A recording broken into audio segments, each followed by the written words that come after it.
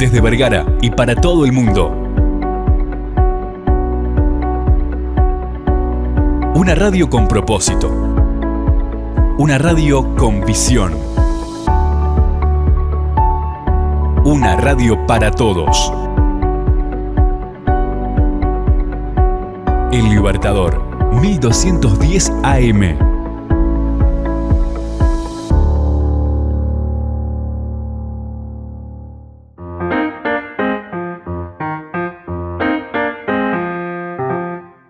Libros, autores, lugares e historias. Los descubrirás en Para viajar lejos, con la docente y escritora María García Marichal.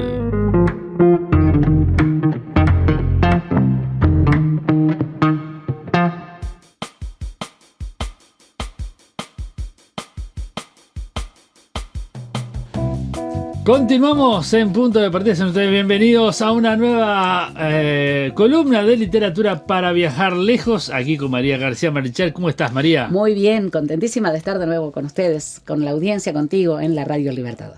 Por supuesto, como todos los martes, acompañándolos en, bueno, a veces un poquito más largo, un poquito más corto, depende del tema que estamos tratando. Pero ustedes también pueden ser parte, no solamente a través de la radio, sino a través de nuestras redes sociales, Facebook, Twitter, Instagram y YouTube. En YouTube y en Facebook estamos colgando las distintas columnas donde las pueden ver, pueden retroceder, pueden venir para atrás, para adelante en las columnas. También el saludo para aquella gente, especialmente estudiantes que miran la columna. Me han entrado varios estudiantes que 2x3 buscan a algún autor y se topan con la columna. Así que el saludo para ellos. Bueno, la charla de hoy que vamos a tener contigo es a pedido, justamente. Mira vos, a solicitud, sí, de estudiantes que están justamente trabajando este tema que vamos a ver. ¿Vieron? Funciona. Sí, claro que sí, por supuesto. Funciona. Las vías de comunicación 091 99 12 10, tanto por Telegram como por WhatsApp. Nos dejan su mensaje o algo que queramos que hagamos, algún autor, algún libro. Bueno, nos mandan el mensajito. Más 598 si está fuera del país. 091 99 12 10. Bueno, a ver, contame un poquito entonces de qué se trata el tema. Se trata de las vanguardias literarias del siglo XX. Bueno, muy bien. Vamos a hablar de las vanguardias artísticas. Por supuesto que vamos a hacer, como decimos siempre, un paneo, ¿verdad? Claro, por supuesto. Un sobrevuelo sobre la temática, porque es muy nutrido el tema. Es un tema muy profundo que tiene mucho que ver con las mentalidades, con las formas de pensar, con los cambios paradigmáticos en lo que tiene que ver con los valores artísticos, ¿no? Sí. E incluso muchas veces de rechazo, el rechazo de los intelectuales de la época, por ejemplo. Entonces vamos a ver qué son las vanguardias, cuáles son, vamos a mencionarlas y luego vamos a buscar dentro de los vanguardistas a un escritor que fue así, asombroso en la creatividad. Bueno, María, entonces vamos a ver de qué se trata, qué nos trajiste hoy. Muy bien. Llamamos vanguardismo al conjunto de movimientos artísticos y literarios formados a principios del siglo XX en Occidente. Es decir, estamos hablando que se aplicaron, que florecieron en Europa, en América anglosajona y posteriormente se dieron en América Latina. Por supuesto que después se van a esparcir por todo el mundo, por Oriente, por Medio Oriente, por Oriente Lejano, pero en un principio fue netamente occidental. Los movimientos vanguardistas, buscaron la innovación y quebraron las tradiciones que eran el fundamento artístico hasta ese momento. Rompieron con todo lo que venía dándose tradicionalmente. Hay un enfrentamiento también a la burguesía que se enriquecía cada vez más. Hay un enfrentamiento hacia la riqueza acumulada, un enfrentamiento de tipo político, social e incluso de mentalidad. La palabra vanguardia procede del francés avant-garde, que significa los que van adelante. Es un término bélico, además, ¿no? Los que van en el ejército delante es la vanguardia, avant-garde. Sí. Me acuerdo de Lelutier. El avant-garde de Daniel Rabinovich.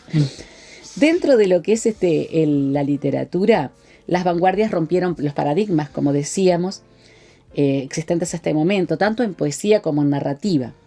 En poesía se fueron alejando del refinamiento y del cuidado de la palabra para buscar la sonoridad, para buscar, por ejemplo, la tipografía, o sea, lo que se ve, lo que es visible, lo que estéticamente observamos. Y en narrativa se profundizó la construcción psicológica. Estamos justamente hablando de la época del psicoanálisis, ¿no? Y de Freud. Los personajes fueron analizados mucho más. Se dejó la narración lineal, se jugó mucho más con el tiempo y hubo una renovación profunda tanto de la forma como del contenido. Eso con respecto a la parte literaria. Hay una variedad impresionante de corrientes. Nosotros vamos a trabajar brevemente algunas de ellas, que son el cubismo, Sí. el futurismo, el expresionismo, el creacionismo, el dadaísmo, el ultraísmo y el surrealismo. Pero hay muchísimas más. Esas son, digamos, las principales corrientes. Algunas son netamente pictóricas, otras son de arquitectura, diseño, pintura, pero también fueron aplicadas en la literatura. Otras son exclusivamente literarias. Entonces, hay diferentes. La variedad es enorme, por lo tanto, y se manifestó de manera evidente en las artes plásticas, sobre todo, la pintura, la escultura, y también en la música y la danza. Es el momento del surgimiento de la danza moderna, por ejemplo, y del resurgimiento de las danzas folclóricas, ¿no? Que eso también es muy importante. Se rompió con la búsqueda de la belleza para presentar desconformidad, para experimentar. Hubo muchísimo de experimentación hasta el día de hoy, se sigue experimentando.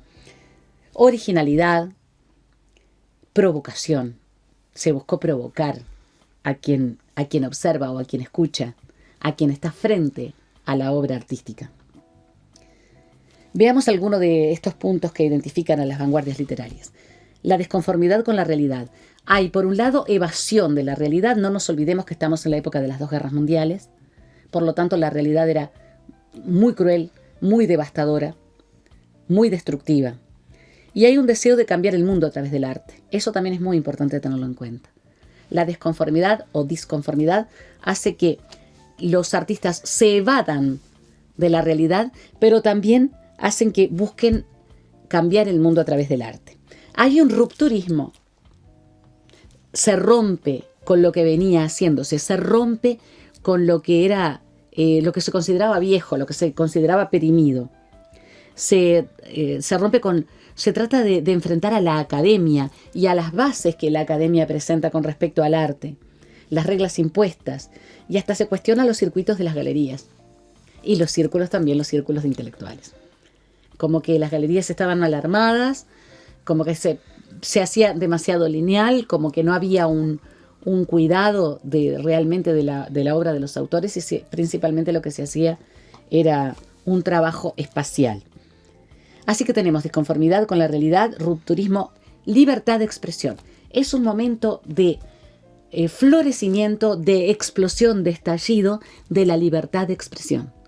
Eso tiene de muy bueno las vanguardias. Sí, sin lugar a dudas. Hay una búsqueda de romper con aquello que estaba establecido tácitamente desde épocas antiguas, prácticamente desde el Renacimiento y después el clasicismo, que es hijo del Renacimiento, y se busca la libertad absoluta del creador, sea en escultura, en pintura, en diseño, en arquitectura, en literatura sobre todo.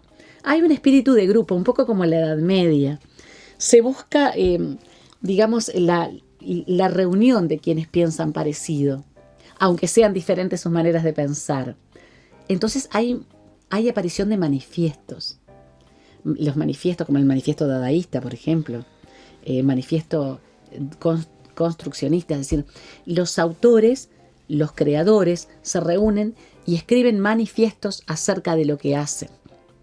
Ahí está lo que es el espíritu de grupo. Hay una constante experimentación. Los materiales, las palabras, los sonidos fueron puestos sobre la mesa para ser indagados, analizados en profundidad. Hay una valoración profunda de la originalidad. Se buscó obsesivamente ser original, tanto que a veces se caía en cosas que eran inexplicables, ¿no? Imposibles o inentendibles. Hay como la ruptura de paradigmas lleva justamente a ser original. Y hay provocación, humor y sarcasmo. El humor siempre estuvo presente, por ejemplo, en la parte literaria. Sí, claro. El sarcasmo también. Sí. Pero aquí se hace provocativo y se busca que ese humor y esa provocación, ese humor y ese sarcasmo provoquen la reacción Claro. de quien lee, sobre todo. Claro. Entonces, fíjate, desconformidad con la realidad, rupturismo, libertad de expresión, espíritu de grupo, y ahí aparecen los manifiestos, experimentación, originalidad y provocación. Son algunos de los puntos que buscaron estas vanguardias. Vamos a hablar de los principales movimientos, ¿sí? Y de los artistas. El fauvismo, o fauvismo también, porque es en francés, estrictamente pictórico el fauvismo. Aquí empieza a pintarse con, digamos, como con brocha gorda. Empieza a hacerse en un plano, sin el cuidado de la perspectiva, sin el cuidado de la proyección, con trazos bastante burdos. Es propio del fauvismo. Colores rutilantes, colores que rompen los ojos. Henri Matisse, si buscan a Henri Matisse, Matisse con doble S, van a darse cuenta de que es así. Hay algunos retratos de Matisse que están espectaculares. André Derain y otros pintores. Muchos franceses hubo en este movimiento, en el fauvismo. Expresionismo. Aquí ya entramos también en la literatura. No solamente es plástico el expresionismo. Surgió en Alemania y en la literatura empezó a interesarse por aquello que era grotesco, por la sexualidad, por lo que era de mal gusto, por lo que era trágico también.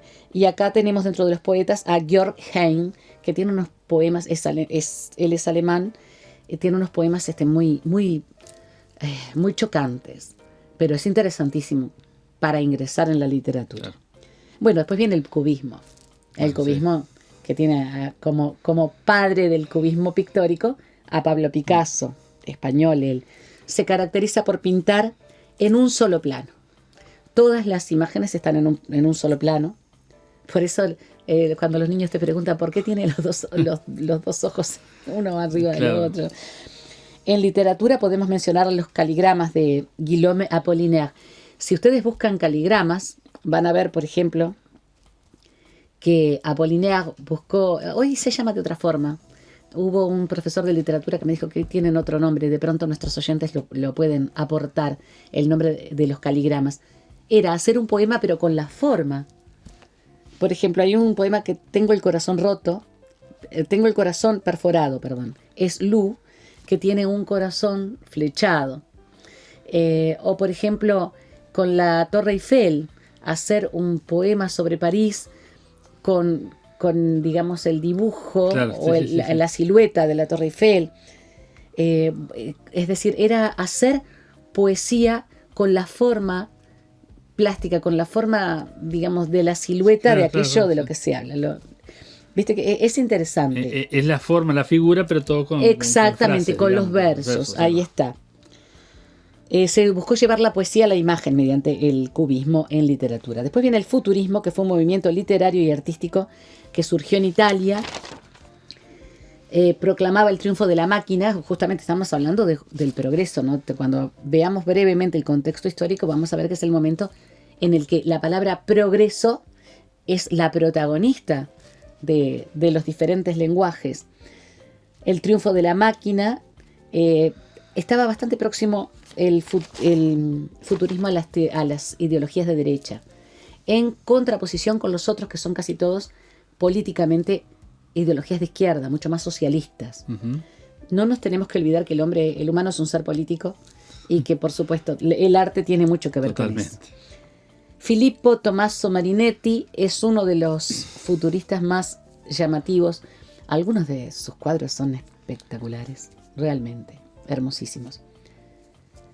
Hay una cosa terrible, ¿no? Veían como naturales en el hombre y legítimos la violencia, la guerra y el machismo. Es decir, desde el punto de vista ideológico es bastante cuestionable este movimiento, pero tenemos que mencionarlo además porque es lógico, sí, claro, formó parte obviamente de la cultura del momento. Sí, después está la abstracción lírica, que fue netamente plástica y tenía que ver, se originó en Rusia y tenía que ver principalmente con el uso de líneas, puntos, rayas dentro de un cuadro para hacer una forma estética que impactara a quien lo observa. Y tiene que ver más que nada con la pintura, no tanto con la escultura. Vasily Kandinsky fue uno de los pintores más característicos de la abstracción lírica. Después tenemos el constructivismo, que también se originó en Rusia y se expresó en la pintura, la escultura y en el diseño arquitectónico. Alexandr Rodenchenko es tal vez el más, digamos, característico dentro de los rusos. Pero no nos tenemos que olvidar que acá el constructivismo tuvo un padre en la pintura, que fue Joaquín Torres García, mundialmente reconocido. Es verdad. El pintor uruguayo constructivista que es, digamos, el padre del constructivismo pictórico, del constructivismo en la pintura propiamente dicha, y que es uruguayo. Y cuyos cuadros hoy en día están, digamos, no solamente muy valorados a nivel de lo que es la técnica, además hay muchísimos pintores dentro de la Escuela de Torres García, sobre todo en Uruguay, pero además sus cuadros son evaluados en cifras astronómicas. Estoy sufriendo por esa razón. Fue un lapsus. Cuando hablo de cifras astronómicas me parece tan exorbitante que se pueda pagar por un cuadro, por maravilloso que haya sido el autor. Sí. Y hay tanta gente pasándola mal, ¿no? De ahí que el lapsus con sufrir. El suprematismo, que está alineado con la abstracción geométrica, y es principalmente de geometría plana. Y aquí hay una pintora, Olga Rosanova. Quiero aclarar que muchos de estos pintores tuvieron su hora de gloria, ¿no? Pero hubo muchísimas mujeres que ahora se están descubriendo, que están dentro de las vanguardias, que fueron brillantes pintoras y que durante mucho tiempo, justamente porque la sociedad occidental, todas las sociedades, pero la occidental, que es donde surgieron las vanguardias, son sociedades machistas por origen. Muchas de ellas fueron como, digamos, dejadas de lado. Y hoy en día están traídas de nuevo a la palestra para que sean observadas y que sean apreciadas en su justo valor. Pero acá, en este caso, por ejemplo, en el caso del suprematismo, Olga Rosanova fue la maestra, por encima de muchísimos varones. El dadaísmo, que es, digamos, algo parecido a la nada, es el antiarte, ¿no? Dada, viene prácticamente de la nada. Marcel Duchamp, el famoso migitorio que tiene el título de Fuente, ¿no? Que está, esto, pero ¿y esto es arte? Gente dice, pero eso es arte. Me está diciendo que eso es arte. Es una manifestación artística con la que no tengo ningún tipo de aceptación, pero que es la forma de decir, bueno, mira, ¿sabes lo que voy a hacer? Voy a hacer de un migitorio una obra de arte, te lo voy a poner acá para que vos lo veas. ¿Viste el rupturismo? Sí, claro. El decir, esto es una obra de arte. Por supuesto que dentro de lo que es estético, te choca como un puñetazo en el ojo, pero hay que tener en cuenta que es una forma también. Mira que esto a mí me costó aprenderlo, hablé mucho de vanguardias con Sandra del Río, con nuestra amiga Sandra del Río, y mucho de vanguardias con mis hijos, sobre todo con Micaela y Facundo, porque ellos entienden, Micaela es artista, ella es música, es concertista en flauta dulce y es bailarina. Bueno, está Mariana, nuestra amiga Mariana Carvajal también, que las vanguardias te plantean eso, es decir, te plantea que vos te pongas en tela de juicio lo que has aprendido, los paradigmas con los que te has movido. Entonces tuve que aprender eso, no es porque me guste. El dadaísmo. El dadaísmo rompió en el caso de la literatura con el discurso lógico y bueno, buscó que los sonidos llegaran al oído, los sonidos, no importaba lo que fuera, no importaba lo que se dijera, no importaba lo que se escribiera. El creacionismo fue un movimiento literario simplemente. Bueno, fue solamente un movimiento literario, no fue simple. Se inició en España y su representante más destacado, de quien vamos a leer un poema, fue el chileno Vicente Huidobro. Un poeta muy, muy sonoro, muy sonoro. Prescinde de las descripciones y hace poesía en un espacio de creación. El mismo Vicente Huidobro es autor de un manifiesto, el manifiesto Non Serviam. Además creó El espejo de agua, Poemas árticos y Temblor del cielo. Allí, por ejemplo, se busca que el sonido o lo que vos visualizás en el texto muevan la estética, tu sentido estético. Eso es lo que buscó Vicente Huidobro y después vamos a leer algo de él. Vamos a leer su poema Ella, que es uno de los más conocidos. Luego está el neoplasticismo, o de Stil, de Stil. Fue un movimiento que se originó en Netherlands, en los Países Bajos, o sea, lo que nosotros llamamos comúnmente Holanda, y se manifestó en la pintura, la arquitectura y el diseño. Se basa principalmente en la abstracción geométrica plana, líneas perpendiculares, colores primarios principalmente. Tiene un parentesco con el constructivismo, para mí, personalmente lo digo. De pronto estoy diciendo, me llama un pintor y se está hablando una barbaridad. Yo lo veo como algo así. A mí me gusta el constructivismo desde el punto de vista estético. Y me gusta también el neoplasticismo, o de Stil, ¿no? En neerlandés es difícil pronunciarlo. Es, digamos, plásticamente agradable porque son colores primarios, líneas rectas, cuadrados, mucha simetría. Paralelogramos. Entonces, Bueno, a mí me encanta la simetría, vos sabés. Simétrico, es que está comprobado que lo simétrico es agradable. Sí, es agradable a los ojos, sí. Es agradable. A mí me gusta, me gusta el neoplasticismo. A mí, quiero aclarar que yo tengo ciertos toques con respecto a las simetrías y a las cosas perpendiculares, ¿no? Después aparece el ultraísmo, que fue un movimiento literario surgido en España a partir del creacionismo. Se basó en la metáfora y en la ruptura de la rima y la métrica. Principalmente se dio en poesía y se crean metáforas desconcertantes. Manifiesto del Ultra de Jorge Luis Borges de 1921. Aquí aparecen bien los manifiestos. Yo quiero aclarar que el ultraísmo en la pluma de Jorge Luis Borges es realmente algo que te mueve los cimientos de la estética literaria.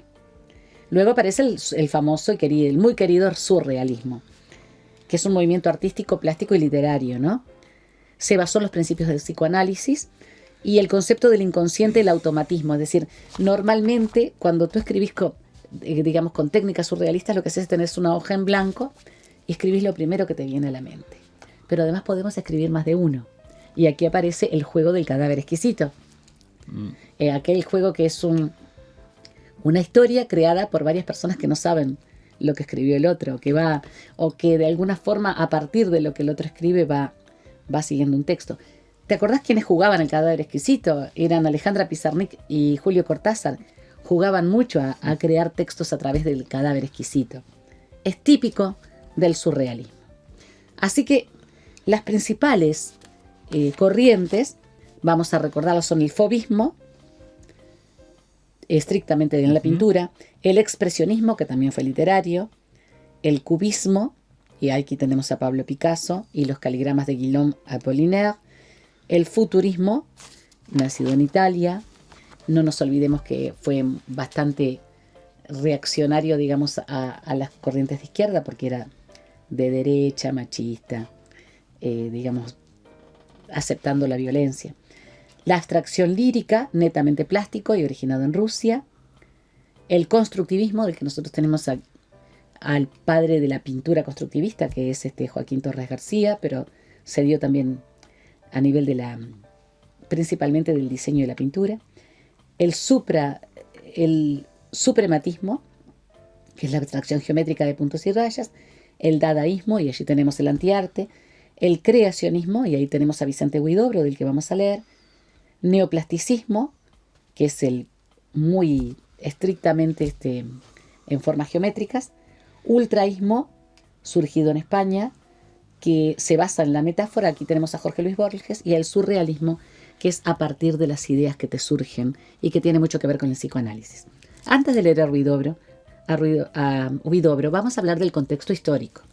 Sí. Nosotros no nos tenemos que olvidar que estamos a principios del siglo XX, rompiendo con premisas políticas de cientos de años, como las monarquías, ¿no? Y los imperios. Es una época que al mismo tiempo tiene su contracara, porque es la época en que se reparte en África y se reparte en Asia y parte de América las grandes potencias europeas. Sí. La época del colonialismo. Entonces, mientras tenemos la ruptura de lo que son los reinados, los imperios, es decir, todo lo que era podríamos decir, la autoridad derivada del derecho divino se rompe para crear otras formas políticas, pero al mismo tiempo se crean imperios territoriales. En África, no nos olvidemos que Alemania, Bélgica, Italia, Portugal, España, Francia, Portugal se reparten en África. Sí, totalmente. Y se reparten las islas del Pacífico. También. Y las del Caribe. Entonces tenemos por ese lado una contraposición muy grande ideológica. Pero al mismo tiempo tenemos las dos guerras mundiales. La Primera Guerra Mundial, que fue una carnicería, y la segunda, que fue muchísimo peor, que termina con el horror en Japón de las 2 bombas atómicas. Entonces hay una ruptura con todo aquello que es el poder de manifiesto, con la burguesía, que es además quien genera las grandes cantidades de dinero, ingentes cantidades de dinero para el armamentismo, para paliar todos esos gastos bélicos.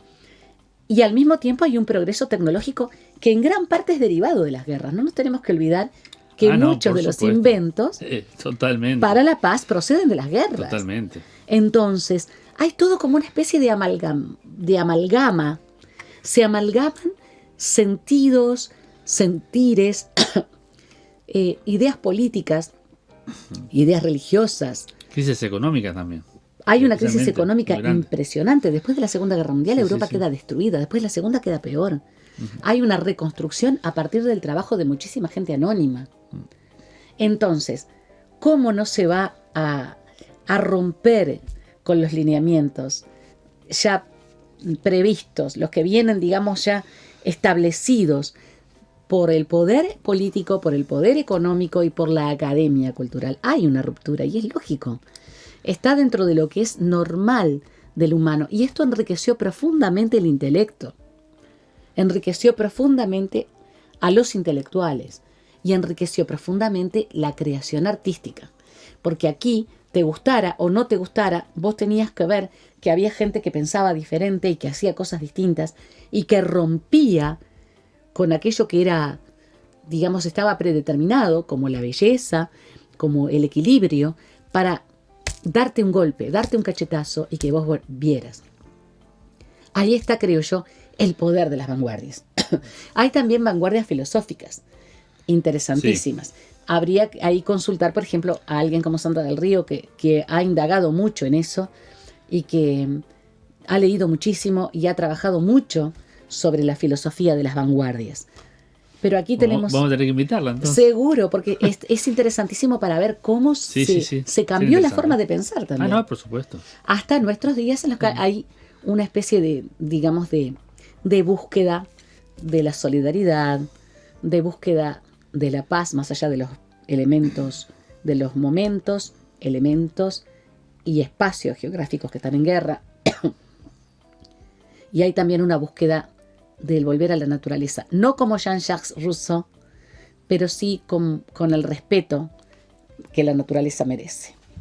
Vamos a leer ahora entonces. Vamos a leer a Vicente Huidobro. Muy bien. Ella daba 2 pasos hacia adelante, daba 2 pasos hacia atrás. El primer paso decía buenos días, señora. El segundo paso decía buenos días, señora. Y los otros decían cómo está la familia. Hoy es un día hermoso como una paloma en el cielo. Ella llevaba una camisa ardiente. Ella tenía ojos de adormecedora de mares. Ella había escondido un sueño en un armario oscuro. Ella había encontrado un muerto en medio de su cabeza. Cuando ella llegaba dejaba una parte más hermosa muy lejos. Cuando ella se iba algo se formaba en el horizonte para esperarla. Sus miradas estaban heridas y sangraban sobre la colina. Tenía los senos abiertos y cantaba las tinieblas de su edad.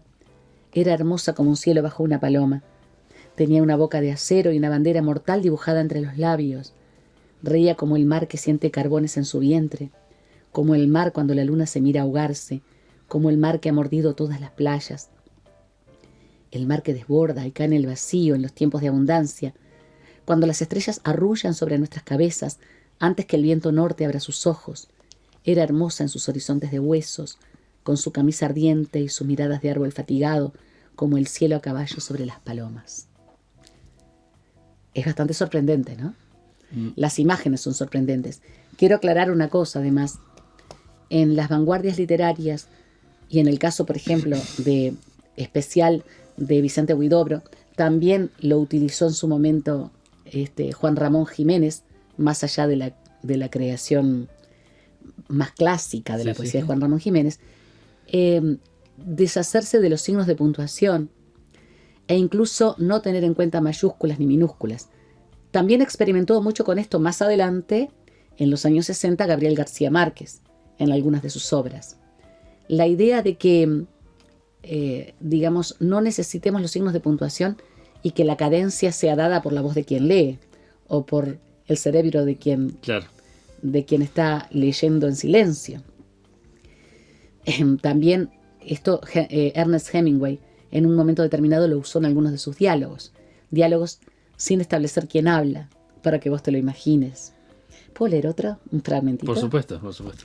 También. Igual eso no lo hagan con un mensaje de texto. Pónganme en cómodo, Ay, no, porque por si favor. no se entiende cualquier cosa. Por favor, por favor. Me ha pasado en la familia Sí. con mensajes Pasa, de texto pasa. que son absolutamente ambiguos porque no tienen signos de puntuación. Camino. Un cigarro vacío a lo largo del camino, he deshojado mis dedos y jamás mirar atrás.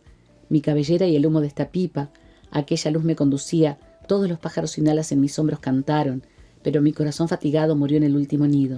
Llueve sobre el camino y voy buscando el sitio donde mis lágrimas han caído. ¿Viste cómo sacrifica hasta la conjugación de verbos por una sonoridad en los versos? Este es Vicente Huidobro, cuyo manifiesto también es importantísimo porque habla de por qué razón el deshacerse de los signos de puntuación, por qué razón utilizar tiempos verbales diferentes. Fue un movimiento muy enriquecedor, creo yo, para la forma, para el saber en sí mismo. Igual esa falta de puntuación o de signos o de mayúsculas o minúsculas también habla de la libre interpretación. Por ¿no? Porque, supuesto, exactamente, porque tú vas a leer o Claro. vas a darle la cadencia donde vos quieras. Donde vos dársela. quieras. De ahí que es importante que en los mensajes de texto o en los mensajes de la red que sea, WhatsApp o lo que fuere, por Una favor, usen carta la o puntuación. un Claro, texto. porque la creación literaria es una cosa, porque allí nosotros lo que estamos haciendo es justamente experimentar. Claro. Pero cuando nosotros queremos dar un mensaje, Sí. tenemos que tener mucho cuidado del mensaje que damos, cuando es algo que además es importante. Por supuesto. No es que esto no sea importante, estamos hablando acá de una creación, estamos hablando de una muy amplia gama de creadores que buscaron la forma de romper con las tradiciones, no para deshacerse de ellas en definitiva, sino para refrescarlas y para ver que también hay creación en aquello que no es lindo, en aquello que duele, en lo que es feo y que de alguna forma nos ha hecho ver con muchísima crítica nuestra historia como humanidad, nuestra historia como especie. Bueno, muy bien. Así pasaron entonces las vanguardias del siglo XX. Ha sido un abuelo de pájaro. Ya por su... ¿El abuelo de quién? Decía un alumno mío. ¿El abuelo de quién? ¿El abuelo de quién? No, abuelo de pájaro, lo digo en serio. No, Me preguntó sí, mi alumno una vez. Bueno, y profundizaremos capaz en algún momento sobre algunos autores. Sí, y porque eso. vamos a hablar de algunos Sí, de estos claro. autores, lógicamente, Vicente Huidobro vamos a trabajarlo. Sin duda ya hemos trabajado Jorge Luis Borges, pero en algún momento vamos a hablar de algunos de sus textos. Claro. De Julio Cortázar, por ejemplo, algunas de las obras de Julio Cortázar son netamente vanguardistas, Claro. ¿no? Y otras son mucho más de experimentación con los tiempos, por ejemplo, o con los espacios. Entonces, trabajar alguna de esas obras va a estar bueno. Perfecto. Bueno, acuérdense que dentro de lo que son donde están colgados los videos, los podcasts en Facebook, en WhatsApp, perdón, en Facebook, en Instagram y en YouTube pueden encontrar también los distintos talleres literarios que están caminando muy pero muy bien, ¿no, Sandra? Muy bien. Sandra, ya la traigo La memoria, traes con Sandra. la Me memoria. quedó el inconsciente. Sí, están funcionando de una manera espectacular. Todos los desayunos literarios, el taller Okipo Tislexis, que es el de casa, el de Progreso, el de 18 de mayo en Los Cerrillos está trabajando estupendamente a nivel más individual, pero Claro. trabajando también para el conjunto. En Juanico, muy lindo. Pero muy lindo. intégrense en algunos porque algunos pueden hacerlo vía online y eso está muy interesante. Exactamente, es muy interesante. Así que bueno, estamos esperando con los brazos abiertos. Bueno, gracias María, nos reencontramos la próxima entonces. Nos reencontramos la próxima, un gusto estar contigo, un saludo a la audiencia.